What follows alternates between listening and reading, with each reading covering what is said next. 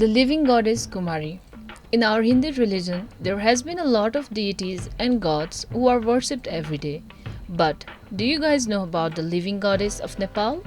Yes, the living goddess of Nepal, who is still in existence and is worshipped by us. She is one of the most respected and worshipped goddess by the Hindu and Newar Buddhist community. Hello friends, welcome to our YouTube channel Hinduverse. Today we have come up with some interesting facts related to the living goddess of Nepal. The goddess is popularly known as Kumari or the Royal Kumari. The word Kumari means young pubescent girls. By the meaning of the name, you guys might have understood that the girl who is going to be chosen as goddess should not have reached any puberty age. The girl that is chosen to be the goddess should come from Sakya dynasty. By the way, did you guys know that Lord Gautam Buddha was also from Sakya dynasty, and which is why he is also known as Sakyamuni? Anyways, let's get back to our topic. Firstly, where did this culture of worshipping the living goddess came from? There has been a lot of folk tales regarding the start of this religious culture. One of the stories behind the start of this culture came from a very ancient history of Nepal. During the reign of Jayaprakash Malla, the last Malla king of Nepal, it is said that goddess Taleju, one of the incarnations of goddess Durga, used to visit the king at his chamber to play dice with him every night.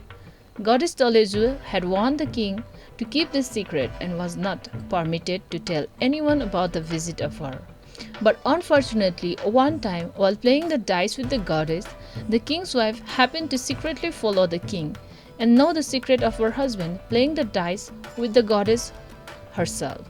This made the goddess very furious, and she told the king that if he wanted to see her again or protect his country, then he would have to search her among the Sakya girls of Newar community, as she would be incarnated as the little girl among them. Because of this reason, King Jayaprakash Malla left his palace in search of the young girl who will be incarnated form of goddess Taleju. There's another tale regarding this story. It's said that there was a king named Trailokya Malla who was being visited by a goddess Taleju in a human form.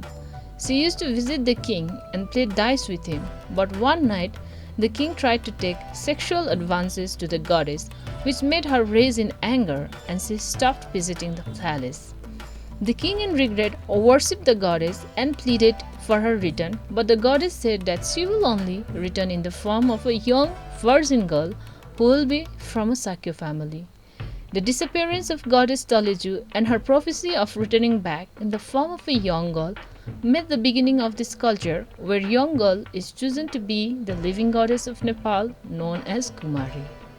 Being a goddess itself is a huge responsibility, and this huge responsibility comes with some certain conditions too. Yes, there are some certain conditions that the girls must follow in order to be the royal Kumari. But in one context, as per the ex-royal Kumari Rasmila Sakya, who has stated in her autobiography From Goddess to Mortal, she has said that it has nothing to do with the selection process, but a ritual that the royal Kumari goes through each year. Let's hear some of these tests the chosen one has to go through. It's said that they must have an excellent health, never shed of blood, or been afflicted by any diseases, be without any blemish, must not have lost any teeth yet. There are not only these conditions, there are more to it. After passing through this test, then the girls are examined for the Batis Lakshanas or 32 perfections of a goddess. Once the priest has chosen the girls, there has been a belief to test the fear of the girls so that it could be confirmed whether she could be the living vessel for the goddess Taleju or not. There is supposed to be a fear test for these girls in the Hindu festival Lasai.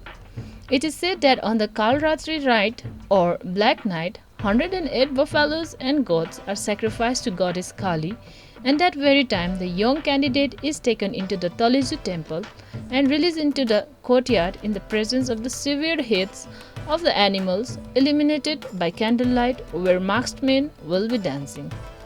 At this time, if the chosen one shows the fear, then another candidate is brought up, but if she shows no fear, then it's believed that she is being possessed by the goddess Teliju and bears the qualities of the goddess. There is said to be another test too, where it is said that goddess must spend a night alone in a room among the heads of the slaughtered goats and buffaloes without showing fear.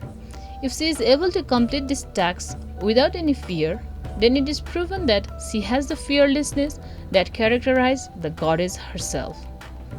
She also must be able to pick out the personal belongings of the previous Kumari from an arrangement of things laid out before her.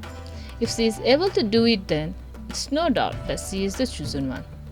Once the goddess is chosen, she is purified and prepared as an unblemished vessel for Taleju. Once these rituals are completed, Taleju enters her and hence presented as the new Kumari. She is dressed up as the Kumari. She then leaves the Taleju temple and walks across the square on a white cloth to the Kumari Ghar, which will be her home for the duration of her divinity. These were some of the hard beliefs gathered from different sources which is believed to occur, but one can do as many research and find more new things related to this topic. But one thing is for sure, that the goddess Taleju will always be blessing us in the form of incarnated living goddess Kumari. So guys, what do you think about this culture and the story behind it? If you have any questions, feel free to comment down. Till then, take care and stay tuned.